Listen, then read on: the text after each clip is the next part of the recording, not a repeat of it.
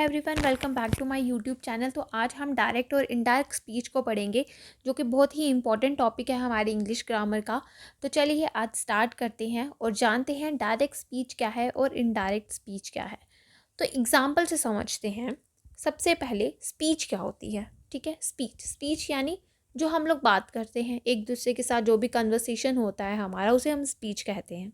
ठीक है, उसके बाद अब आता है डायरेक्ट स्पीच क्या है और इनडायरेक्ट स्पीच क्या है। देखो, डायरेक्ट स्पीच यानी डायरेक्ट कोई भी, अब देखो ये डायरेक्ट और इनडायरेक्ट तो मुझे आपको समझाने की ज़रूरत नहीं है, क्योंकि आपको डायरेक्ट और इनडायरेक्ट का मतलब जो है वो बहुत ही अच्छे से पता है।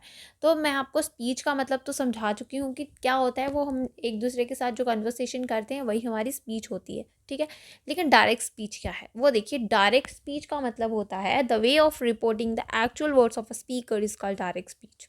ठीक है, जैसे कि अभी देखो मैं आपको एक एग्जांपल देती हूँ। हरी और राम बात कर रहे हैं। जब हरी बात कर रहा है, राम को बता रहा है कि मेरी मदर जो है वो बीमार है। ओके, राम मेरे पास आता है, मैं थर्ड पर्सन हूँ। राम मेरे पास आता है, राम को मैं पूछती हूँ कि हरी क्या कह रहा था। अब जो राम है, या तो वो मुझे वही एक्चुअल वर्ड्स जो हैं हरी ने जो कहा है वो बताएगा, या वो उसमें थोड़ी सी कुछ चेंज करके मुझे बताएगा। ठीक है, जब वो डायरेक्टली हमें ये बताएगा कि वह कह रहा था, हरी कहता है मेरी मदर बीमार है। ठीक है, वो हो गया डायरेक्ट स्पीच। लेकिन जब इनडायरेक्ट स्पीच की बात की जाएगी तो वो क्या बोलेगा कि हरी कह रहा था कि उसकी माँ बीमार है, उसकी माँ बीमार है। अब देखो ये कितना चेंज हो गया। जब उसने, अगर डायरेक्ट में बात करेंगे तो डायरेक्ट में वो बोलेगा हरी कह रहा था मेरी माँ बीमार है। ठीक है, जब इनडायरेक्ट में आ गए, हरी कह रहा था कि उसकी माँ बीमार है। ठीक है, दोनों में चेंज है, कुछ अंतर है, हाँ है। तो ये इन्हीं को हम कहेंगे डायरेक्ट और इनडायरेक्ट स्पीच, यानी the way of reporting the actual words of a speaker is called the direct speech, and when we give the substance of what the speaker has said, the form of speech is called indirect speech. ठीक है, या जिसे हम reported speech भी कहते हैं। Okay, ये रहा हमारा डायरेक्ट और इनडायरेक्ट स्पीच के बीच में डिफरेंस। अब देखो, आप स्क्रीन पे देखो, एग्जाम्पल है। एग्जाम्पल क्या है? Suresh said I can solve this sum. Suresh ने कहा मैं ये सम सॉल्व कर सकता हूँ। ठीक है, अब देखो, there is another way of reporting words. वो क्या है? Suresh said that he could solve that sum. ठीक है, अब क्या हो गया? ये चेंज हो गया है ना। ये हम इसको क्या कर रहे हैं, अलग वे से बता रहे हैं, तो हमारा ये इस तरह से आ गया। ठीक है, अब क्या है? We may report the words of a speaker in two ways. First direct speech and second is indirect speech, जिसे हम रिपोर्टेड स्पीच भी कहते हैं। ये आपको समझ में आया? अब देखो, इसी के साथ जो मैंने आपको एग्जाम्पल दी है, इसी के साथ हम चलते हैं। एक चीज़ को बहुत अच्छे से आपको जानना है, वो क्या है? ये जो डायरेक्ट स्पीच है, ये जो डायरेक्ट स्पीच है, इन ये जो एक्चुअल वर्ड्स हैं, इसे हमें क्या करना है? इन्वर्टेड कॉमर्स के बीच में रखना है। ठीक है, जो डायरेक्ट स्पीच है, जैसे देखो आई कैन सॉल्व दिस सम, इसको हमने क्या किया है? किस में रखा है? इन्वर्टेड कॉमर्स में रखा है। इन्वर्टेड कॉमर्स में रखने का मतलब है, अब आपको इसको बहुत ध्यान से सुनना पड़ेगा कि ये मैं क्या कह रही हूँ। ये जो आई कैन सॉल्व दिस सम है ना, इसके साथ आपने फुल स्टॉप देखा है, देखा आपने फुल स्टॉप? जब आप इसके साथ फुल स्टॉप लगता है तो आपने क्या करना है? फुल स्टॉप को भी इन्वर्टेड कॉमर्स के अंदर रखना है। Get it? आपको इसको, ये जो पूरा का पूरा सेंटेंस है, इसको आपने क्या करना है? रखना किसके बीच में? इन्वर्टेड कॉमर्स के बीच में। अब देखो, सेंटेंसेस जो है हमारे 4 टाइप्स के होते हैं। डिक्लेरेटिव होता है, इंपेरेटिव, इंटरोगेटिव एंड एक्सक्लेमेटरी। तो ये जो चारों हैं, इनके साथ जो है डिक्लेरेटिव और हमारे पास जो इंपेरेटिव होता है, उसके साथ फुल स्टॉप लगता है। तो उसको भी हमने क्या किया? वैसे सेंटेंसेस को भी इन्वर्टेड कॉमर में रखा, लेकिन जब इसके साथ क्वेश्चन मार्क आएगा, जब हम इंटेरोगेटिव की बात करेंगे, उसको भी हम क्या करेंगे? रखेंगे इन्वर्टेड कॉमर्स में। और जब हम एक्सक्लेमेशन साइन के साथ कुछ सेंटेंस लेते हैं, तो उसको भी हम क्या करेंगे? इन्वर्टेड कॉमर्स के बीच में ही रखेंगे। ठीक है, यह आपको समझ में आया कि क्या करना है? जो इन्वर्टेड कॉमर्स के बीच में हमने अपना डायरेक्ट स्पीच को रखना है। Get it? अब देखो, हाँ, इसके साथ जो है, जो हमारा सुरेश सेड है और आई कैन सॉल्व दिस सम है, ये क्या है? एक है हमारे पास रिपोर्टेड वर्ब और एक है रिपोर्टेड स्पीच। रिपोर्टेड वर्ब क्या है? सुरेश सेड। सुरेश सेड जो है हमारा रिपोर्टेड वर्ब है और आई कैन सॉल्व दिस सम जो है हमारा रिपोर्टेड स्पीच है। रिपोर्टेड स्पीच को रिपोर्टेड वर्ब के साथ अलग करने के लिए हम कॉमा का यूज़ करते हैं। सेट के बाद जो है हमारा कॉमा रहेगा। ओके, तो इस तरह से हमारी ये जो है वो अलग हो जाती है। ठीक है, इसी के साथ आपको मैं एक चीज़ और बताना चाहती हूँ। वो क्या है? हाँ, इनडायरेक्ट फॉर्म ऑफ स्पीच जो होती है उसमें कोई भी हम इन्वर्टेड कॉमर्स का यूज़ नहीं करते हैं। ठीक है, अब आता है इसमें रिपोर्टिंग क्लॉज। अब रिपोर्टिंग क्लॉज क्या होता है? रिपोर्टिंग क्लॉज को देखना। और reporting clause is an utterance, ठीक है, utterance such as she asked, she said, they informed, Mohan inquired, Neetu exclaimed, that identifies the speaker and tone of the reported clause in either direct or indirect speech। ठीक है, कैसे? इसे और जो ये जो सुरेश सेड है वो क्या है? हमारा रिपोर्टिंग क्लॉज है। यहाँ पे क्या मतलब हुआ रिपोर्टिंग क्लॉज का? कि मतलब आपने क्या किया? अटर, यानी आपने कोई वर्ड बोला। जब आपने कुछ बोला, जैसे आपने बोला कि शी आस्क्ड, जैसे सुरेश सेड है, सुरेश सेड की जगह हम बोल देंगे she asked, she said, they informed, Mohan inquired, Neetu exclaimed.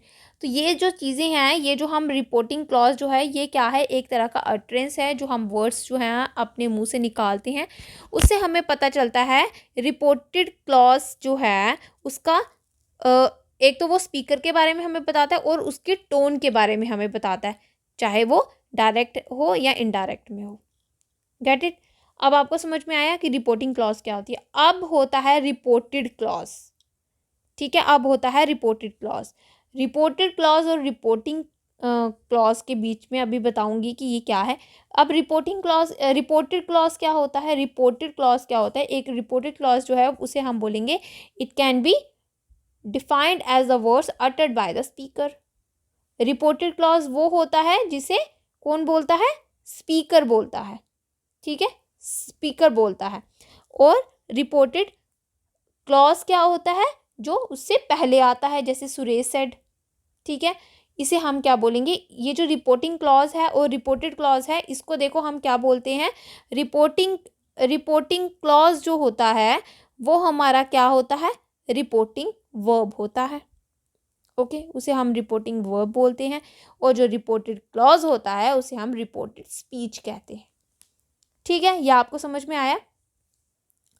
चलिए अब बात करते हैं, ये चीज़ तो जो आपको समझ में आ गई। अब कुछ रूल्स होते हैं for changing direct speech into indirect speech. ठीक है, अब डायरेक्ट स्पीच और इनडायरेक्ट स्पीच के बीच में कुछ रूल्स हैं, उसको हम पहले ही समझ लेते हैं ताकि आगे जो है डायरेक्ट और इनडायरेक्ट स्पीच के जितने भी आपके आगे आएंगे वो हम अच्छे से समझेंगे। ठीक है, चलिए फर्स्ट रूल क्या कहता है? In indirect speech the actual word of the speaker are put within the inverted commas. जैसे कि मैंने आपको ऊपर बताया कि डायरेक्ट स्पीच का जो भी एक्चुअल वर्ड जो स्पीकर बात करता है, जो बोलता है, उसे हमने क्या करना है? उसे इन्वर्टेड कॉमर्स के बीच में रखना है। जो रिपोर्टेड स्पीच होती है, रिपोर्टेड स्पीच, अब रिपोर्टेड स्पीच क्या है? जिसे हम रिपोर्टेड क्लॉज कह रहे हैं। ठीक है, यहाँ पे उसको रिपोर्टिंग क्लॉज से अलग करने के लिए क्या करते हैं? हम कॉमा या कॉलन का यूज़ करते हैं, पर लेकिन मोस्टली हम कॉमा का ही यूज़ करते हैं। ठीक है, फर्स्ट वर्ड जो होता है रिपोर्टेड स्पीच का वो हमेशा कैपिटल होता है। ठीक है, उसके बाद जो आता है इनडायरेक्ट स्पीच में कोई भी इन्वर्टेड कॉमा का यूज़ नहीं किया जाता है। और the comma at the end of the reporting verb is removed. और जब हम वहाँ पे बात करते हैं तो वो क्या होता है? रिपोर्टिंग वर्ब के आगे का जो कॉमा होता है वो हम ख़त्म कर देते हैं। ठीक है, अब आता है reported speech begins with some conjunction that if what why etcetera. ठीक है, जब रिपोर्टेड स्पीच जो है वो स्टार्ट किससे होती है? कुछ कंजक्शन से स्टार्ट होती है। ठीक है, the tense of the reporting clause is never change but the verb changes according to the tense. Okay, ये तो बहुत ईजी है, ये तो आपको पता होगा। Only full stop is used at the end of the indirect speech. There are no interrogative or exclamation mark. ठीक है, ये आपको समझ में आ गया। जब हम बात करेंगे इंटरोगेटिव की या एक्सक्लेमेशन की, तब इनडायरेक्ट स्पीच में कोई भी इस तरह से हम यूज़ नहीं करेंगे। हम सिर्फ फुल स्टॉप का ही यूज़ करेंगे, कोई एक्सक्लेमेशन या इंटेरोगेटिव साइन का यूज़ नहीं किया जाएगा। ठीक है, ये आपको समझ में आया है कि ये यहाँ पे क्या कहा गया है। उसके बाद अब देखो, एक तरह से हमारे पास कुछ क्या होते हैं, कुछ सेंटेंसेस होते हैं कि जिनके लास्ट में क्या होता है कि हमारा जो रिपोर्टिंग क्लॉज है वो हमारे रिपोर्टेड वर्ब के बाद आता, सॉरी रिपोर्टेड स्पीच के बाद आता है। हमारा क्या होता है, रिपोर्टेड वर्ब रिपोर्टेड स्पीच के बाद आता है। तब क्या किया जाए, तो आप स्क्रीन पे देखिए किस तरह से है। तो आपको इस तरह से जो ये जो सेंटेंस है आपको लिखना है। ठीक है, जैसे I write a letter he said, I write a letter he said. तो इसको आपको ध्यान में रखना है कि इसको किस तरह से लिखना है। जैसे आई राइट अ लेटर के बाद आपने कॉमा का यूज़ किया और ही सेड जो है वो क्या हो गया, उसके बाद आपने फुल स्टॉप का यूज़ कर दिया। ओके, और इन्वर्टेड कॉमास जो हैं वो जैसे थे वो वैसे के वैसे रहे। ठीक है, तो ये आज हम सिर्फ इंट्रोडक्शन तक की पढ़ेंगे। अब कल से हम पढ़ेंगे पूरी तरह से कि क्या रूल्स हैं डायरेक्ट स्पीच को इनडायरेक्ट स्पीच में चेंज करने का। ठीक है, तो ये आपको बहुत ही ध्यान से पढ़ना है ये वाला टॉपिक, ताकि आप अपने मार्क्स जो हैं वो अच्छे से आपको मिल सकें एग्ज़ाम्स में। तो चलिए, stay tuned and thanks for watching, bye bye.